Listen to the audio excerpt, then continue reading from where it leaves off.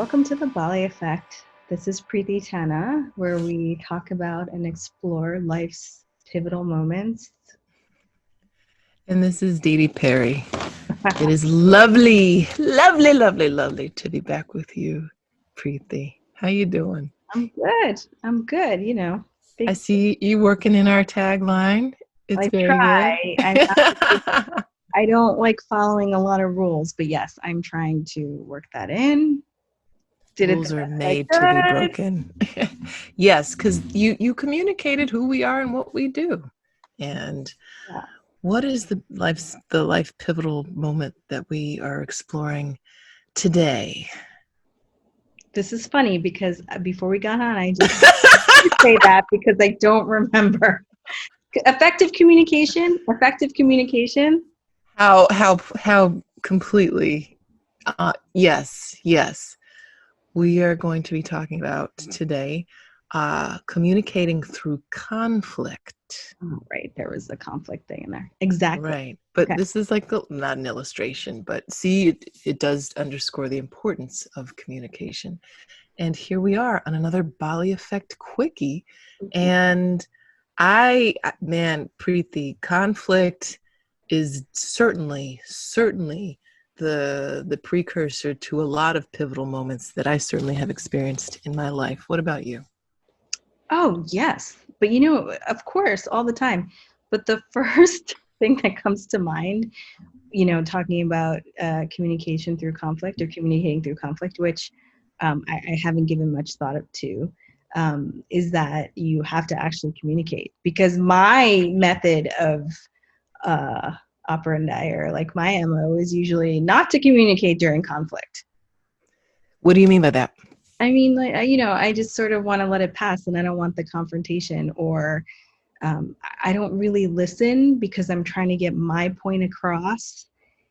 And I'm working on this, but often I prefer to like not deal with it, you know, or um, you know, have the conversation and just be like, okay, I'm done with this person, even if I don't communicate that on the phone. I know it's a terrible thing. No, it's common. You are speaking my language, and I am learning that not communicating in terms of not verbalizing my frustration or my confusion or whatever is still a form of communication.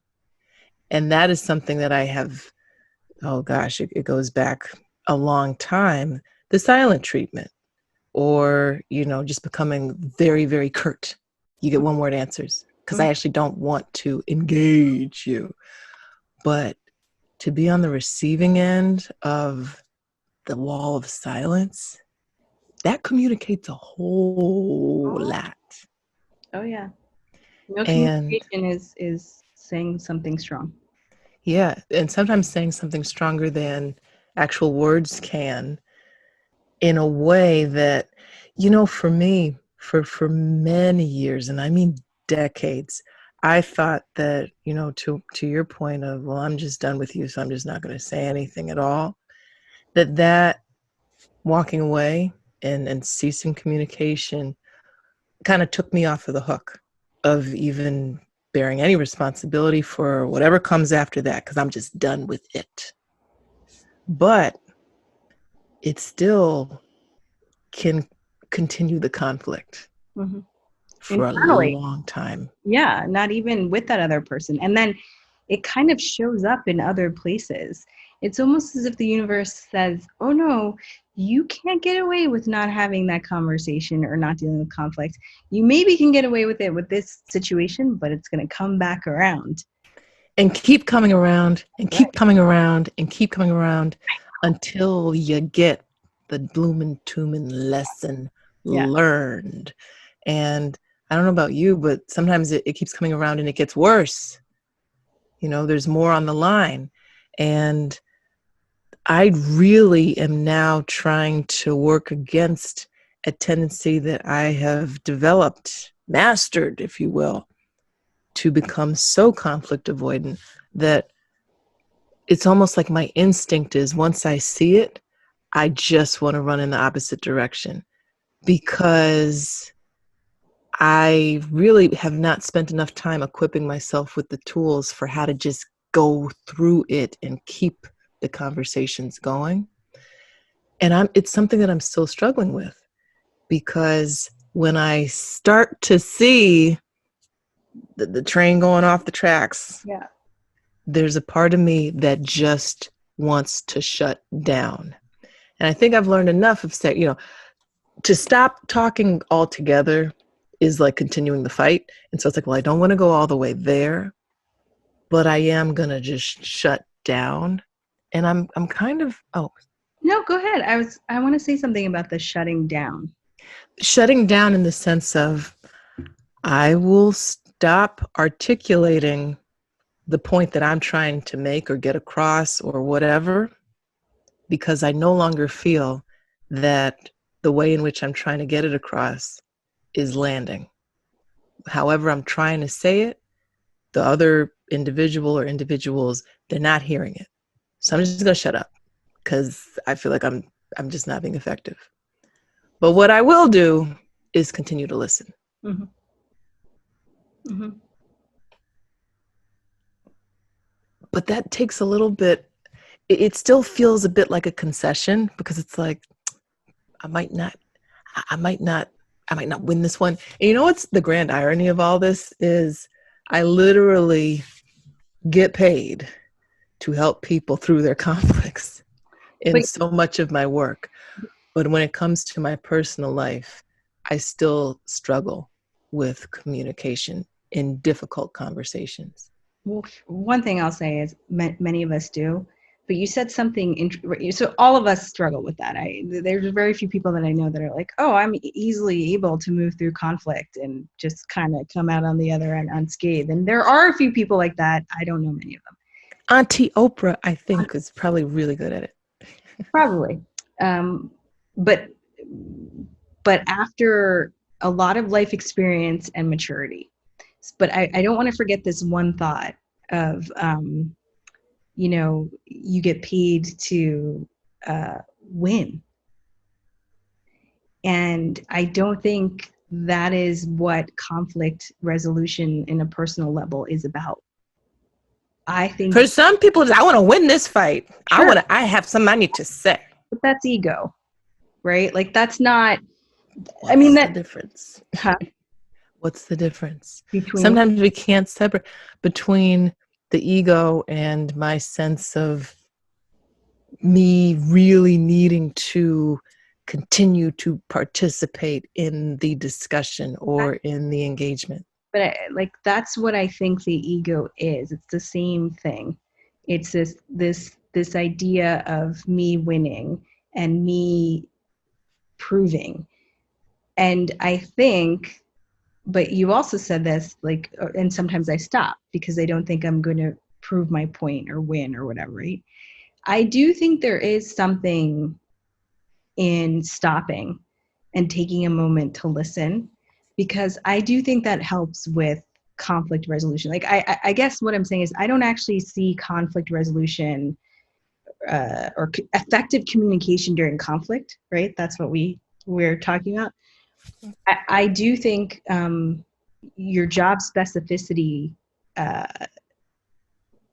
is, yes, to resolve conflict, but for the purpose of winning your point.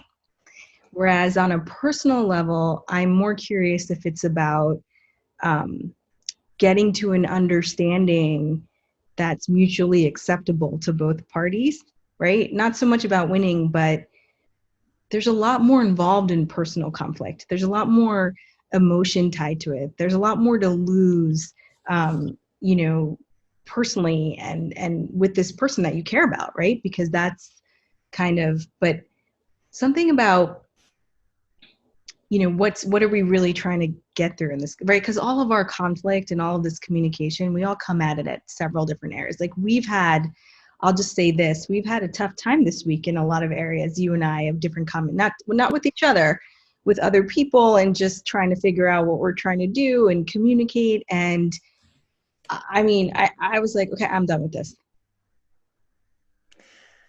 But at the same time, you're absolutely right.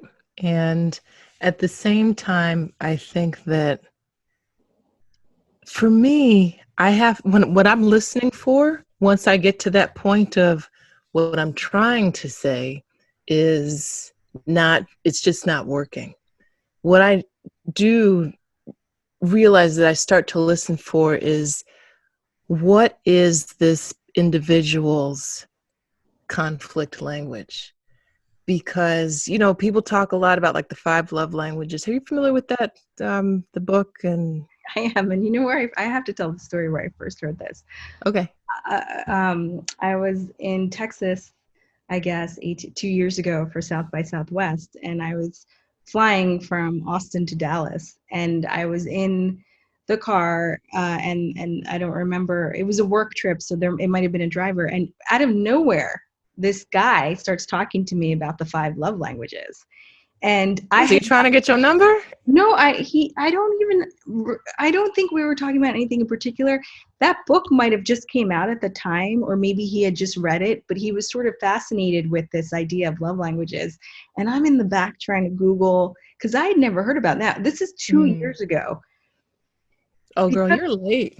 right, completely late. And I remember being in the back seat of the car Googling this, like the five love languages. And I'm like, well, this would have saved me a whole lot of trouble. Like for many, many years. But Right. yeah, I still remember that guy because he introduced me to the five love languages. I don't remember exactly how it was introduced to me. I think by a friend of mine who had read it, and like I think she had like been on a couples retreat or something. It was like, oh my gosh, you should get into this because so many people are trying to articulate their love for one another, but they're missing it. They are just not on the same page because you aren't speaking in a language in which I am fluent. And I don't know if there's some sort of parallel when it comes to conflict, but I If not, think, you should create it.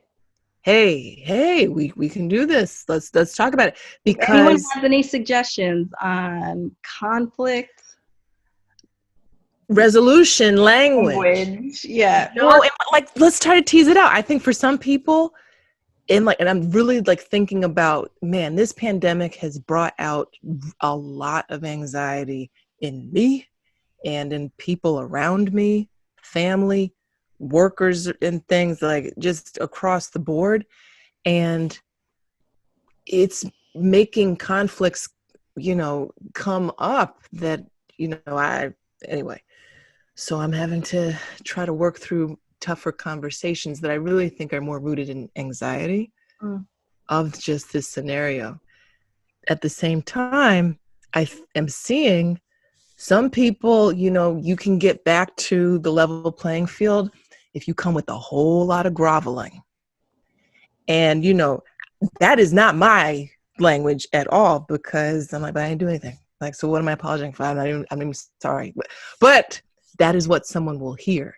And to your point about the ego, you know what? It doesn't matter that it's not truly how I feel. If this is what they're going to hear, because what I really hear is I want us to be right again. I want us to be in harmony again. I want us to be able to support on each other and love on each other again. So if this is the train I got to take to get to your stop, okay.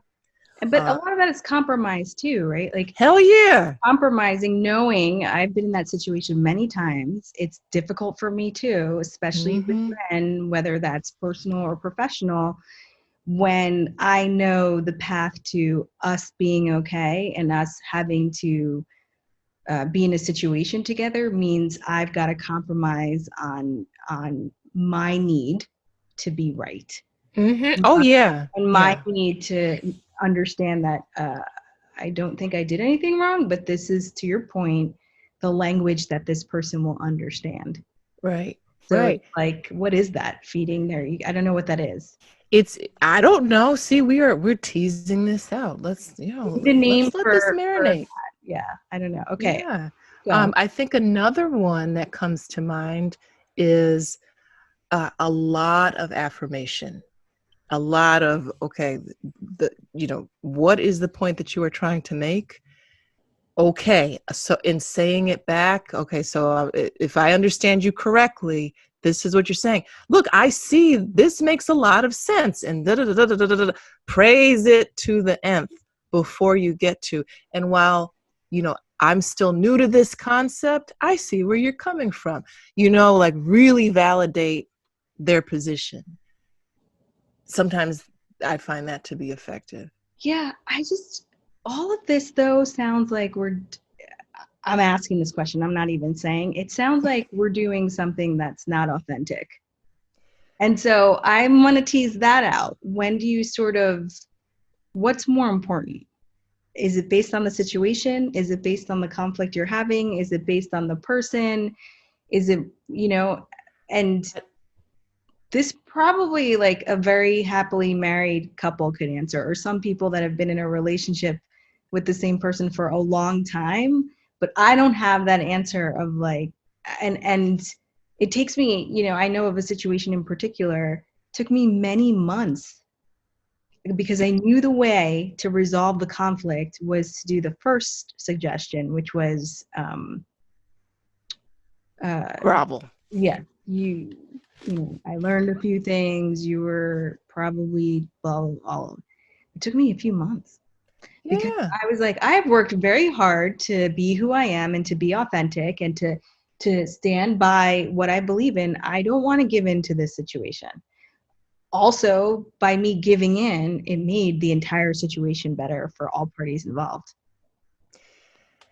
Which leads me to my perhaps third observation, the maturity.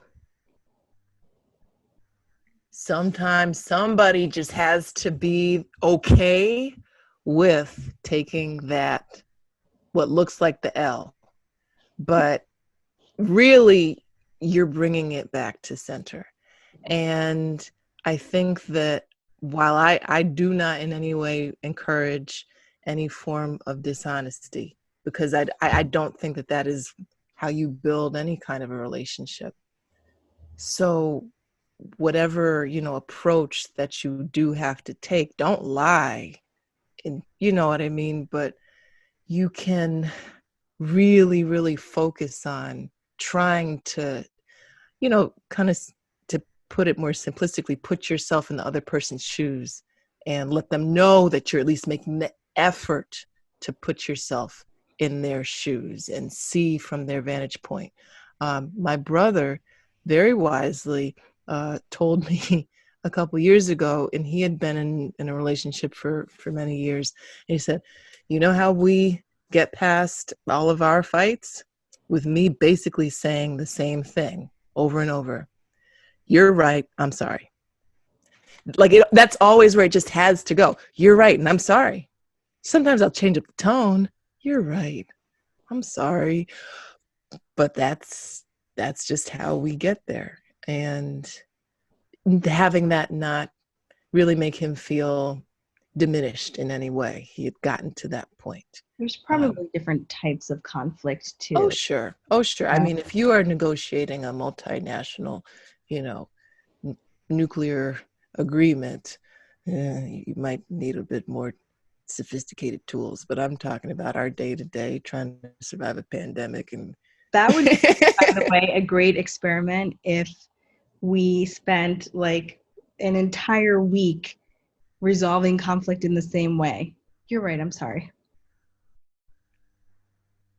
You're right. I'm sorry. You're right. I am sorry. You're right. Sounds good. I mean,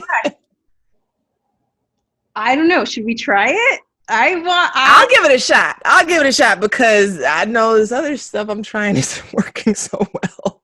So I mean, just to keep it moving, like we got things to do. We have things to do personally, professionally, and sometimes that's the thing. Conflict takes time. It's a drain. It can be a drain on your energy and your time. And it can be a distraction to the matter at hand. And that at hand can just be us being supports to one another. Yeah. But you want to give it a shot? I'm going to give it a shot. Why not? What do we have to lose? So this week, what we're going to do for every conflict situation that comes up, Mm-hmm. conflict comes up, Mm-hmm. our response is going to be to take the high road. Okay. All right. Like in the Michelle Obama way, we're going high. We're going high. And I don't think that I'm sorry needs to accomplish. I'm still holding on to my Let it go, girl. Let it go. But I don't think I'm sorry needs to approach it all. But I think okay, you're right. Yeah. We could start there. Okay. All right. Let's see where that takes us. Any others that come to mind? Do we want to add on to this or just take this and run with it? I think we should take this and run with it. And all right. And I'm curious to see if any of our viewers have any suggestions that they think are effective methods of communicating through conflict, because we're newbies to this. We are two women who will hold on to our point. But we're trying to grow. See, we are having a moment. Like, it's who would just rather not working. Communicate through conflict? Yes. Right. So we would rather not, and we need your help. Yes. Let us know. Please. Comments below. I don't know where this is going to be. Probably YouTube. And then maybe we can learn something. We will make the world a more peaceful place. Do you think some of our people that we've had conflicts with watching this are probably like, wonderful, lady. I'm really wonderful. Sorry. Well, all right. I'm going to send this to my mother right now. That's a wrap. Okay. Until next time. Thanks for tuning into this Bali Effect Quickie. Yeah. And check out the podcast, The Bali Effect, on Spotify, Apple, wherever you get your podcasts. There is something for everyone. Pick any one of those 15 episodes that are now up. You will find a little nugget of wisdom, mostly coming from our guests. Every now and then we interject something that's interesting. Just listen. Yeah, it's cool. It's cool. Thanks, everyone. Bye. Bye.